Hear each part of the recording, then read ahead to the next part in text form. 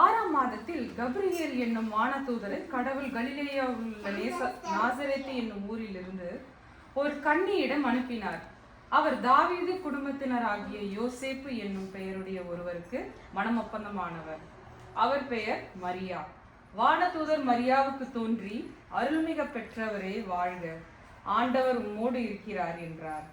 இவ்வார்த்தைகளை கேட்டு அவர் கலங்கி இந்த வாழ்த்து எத்தகையதோ என்று எண்ணிக்கொண்டிருந்தார். வானதூதர் அவரை பார்த்து, மரியா, அஞ்ச வேண்டாம், கடவுளின் அருளை கண்டடைந்துள்ளீர். இதோ கருவுற்று ஒரு மகனை பெறுவீர். அவருக்கு இயேசு என்னும் பெயரிடுவீர். அவர் பெரியவராய் இருப்பார். உன்னத கடவுளின் மகன் எனப்படுவார். அவருடைய தந்தை தாவீதின் அரியணையை ஆண்டவராகிய கடவுள் அவருக்கு அளிப்பார். அவர் யாக்கோபின் குடும்பத்தின் மீது என்றென்றும் ஆட்சி செலுத்துவார். அவருடைய ஆட்சிக்கு முடிவே இராது என்றார்.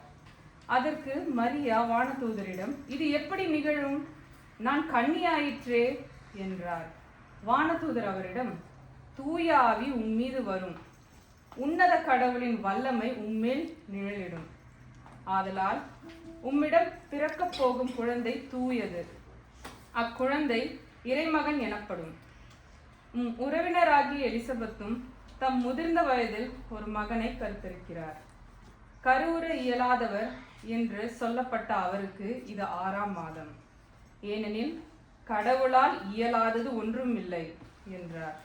பின்னர் மரியா, நான் ஆண்டவரின் அடிமை, உம் சொற்படியே எனக்கு நிகழட்டும் என்றார். அப்பொழுது வானதூதர் அவரை விட்டு அகன்றார்.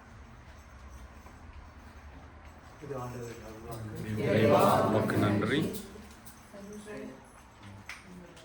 இந்த இறைவார்த்தைக்காக நன்றி செலுத்துகிறோம். ஆண்டவரே, அஞ்சாதீர்கள், நீங்கள் கடவுளின் அருளை கண்டுள்ளீர்கள் என்று இந்த இறைவார்த்தை சொல்வது போல எங்கள் வாழ்வில் எவ்வளவு தடைகள் வந்தாலும் நீர் எங்களோடு இருப்பதற்காக உனக்கு நன்றி செலுத்துகிறோம். ஆண்டவரே, நான் உனக்கு முன்பாக சென்று குன்றுகளை சமப்படுத்துவேன், செப்பு கதவுகளை உடைத்தெறிந்து இரும்பு தாழ்பால்களை தகர்த்தெறிவேன்.